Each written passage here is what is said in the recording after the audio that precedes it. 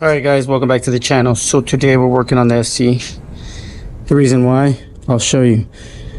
The first thing that you have to know is that I put an aftermarket tensioner and an aftermarket belt, which probably don't help. Now, whenever I did use aftermarket parts, I either use an aftermarket tensioner, but then I use a factory belt, or I use a factory tensioner and an aftermarket belt. And I've never really had any issues. But now that I did both, I've already replaced the belt one time. I took it back to O'Reilly's. They gave me a warranty, and it still does the same thing, and it's very annoying. So I'm going to annoy you with the same noise that annoys me in the morning whenever I turn the car on. And this is why I got sick of it. So I went ahead and bought the factory tensioner, pulley, and the factory belt. So this is what happens. Let me show you. Now this one here only has 161. Everything works great. It runs like a champ. But when you turn it on, let me show you. You hear it? Yep. It's that chipmunk Christmas music, whatever it sounds like. And that noise will drive you nuts. Sometimes when you accelerate, you can hear it even more. It sounds crazy, but that's what it is. And it's very annoying. The last time that I did replace the tensioner and the pulley, it didn't do it that much. But as I guess it's getting hotter, it's doing it more often. And I really don't think these cars like both aftermarket parts together. So let me show you what I'm talking about.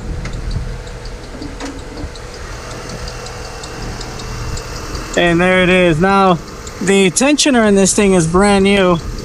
But it's just driving me nuts, and the belt is an aftermarket belt, so it doesn't help. So I'm gonna go ahead and replace both of them with the factory parts. I already purchased them right here. This is the factory belt and the factory tensioner and pulley, because I can't stand it any longer. So I went ahead and got both of the parts, and I'm gonna go ahead and replace them right now, because I do drive this car a lot. And it's probably one of my favorite rides right now. So obviously I want it to be quiet. Now, it's even worse when it rains. When it rains, the belt starts to slip. So then it's almost like it doesn't have enough tension to pull the power steering and the AC and the alternator. So then when it gets wet and I hit a puddle of water, it'll tend to kind of like start slipping and the car gets really hard. That's when I knew that there was a problem. So that's the reason why I'm replacing it, because I don't want my engine getting messed up, and I don't want to go through all that mess with trying to figure it out. So what I'm going to do is I'm going to go ahead and replace it, and I'm going to go see if I could get a refund from O'Reilly's, since they do have a lifetime warranty, and at least I won't be out of pocket so much money. So let me get this going.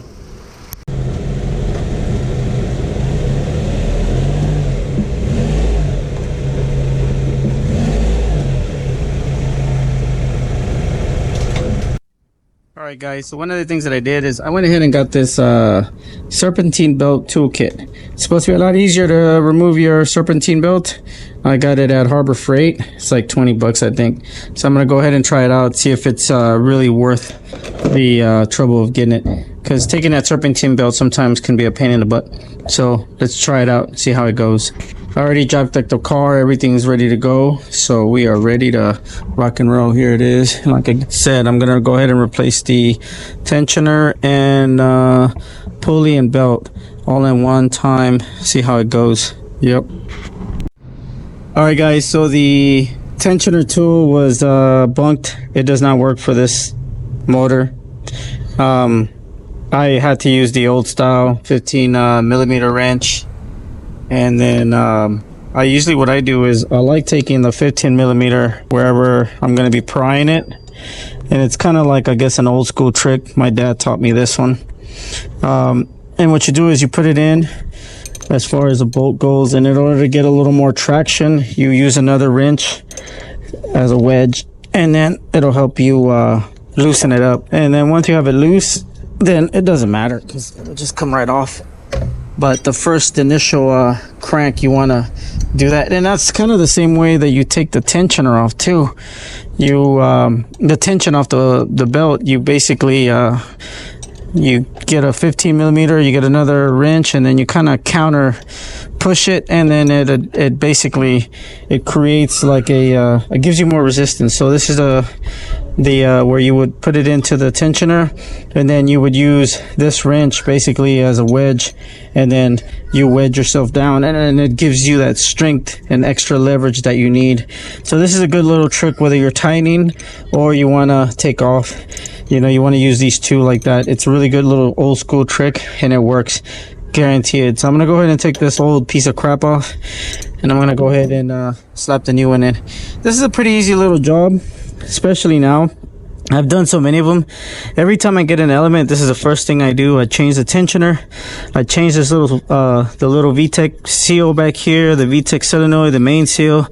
These are just some of the things that I always do because I just want my cars to run good, and it's cheap, and it's just a really easy way to do it. And I'm gonna go ahead and get the new belt that's right here. This belt, I don't know why, but it was just crap, and you could see that it's already getting eaten, so it definitely wasn't sitting right. So that's probably one of the issues, but we're gonna go ahead and get it done. All right guys, so the tensioner and pulley are out, and everything still looks clean. There's no oil, just a bunch of residue from the power steering that's probably seeping, which I think would be the I bet you it's going to be one of the little oil rings. So I'm going to look into that next, but it's really down here, so most likely if it's down here, it's seeping down, and this is where it's collecting. So I can guarantee you it's either going to be this oil ring or the one over here. I got to figure out which is the high pressure and the low, just make sure I don't have any issues when I take it off and change it.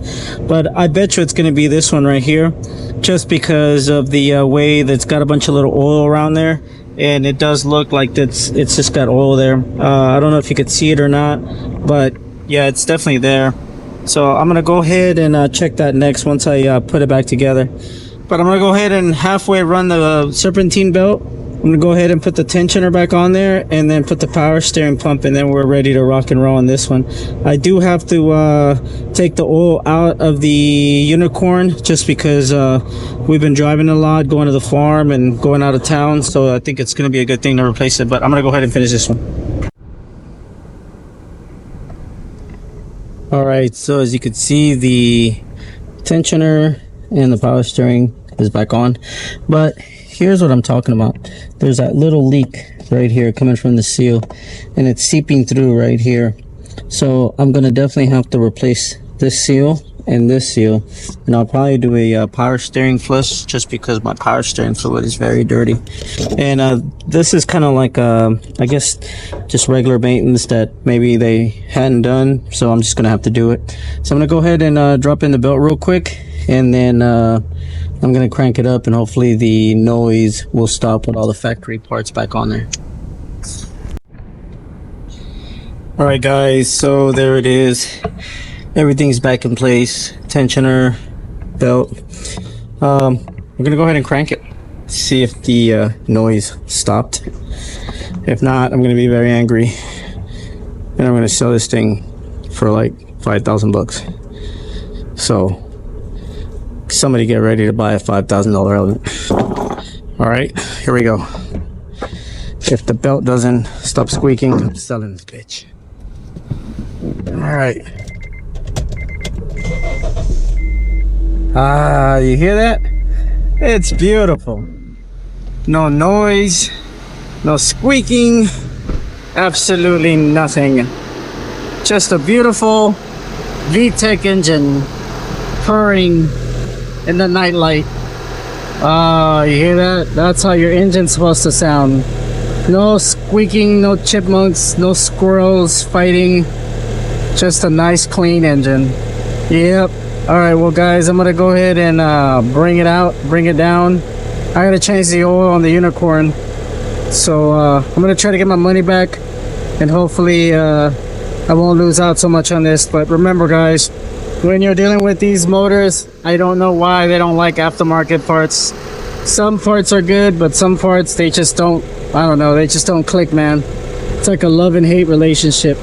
So yeah, guys, well, remember, stay in your element, be cool, have fun out there, and leave a comment, and enjoy y'all's week, man. Y'all be good.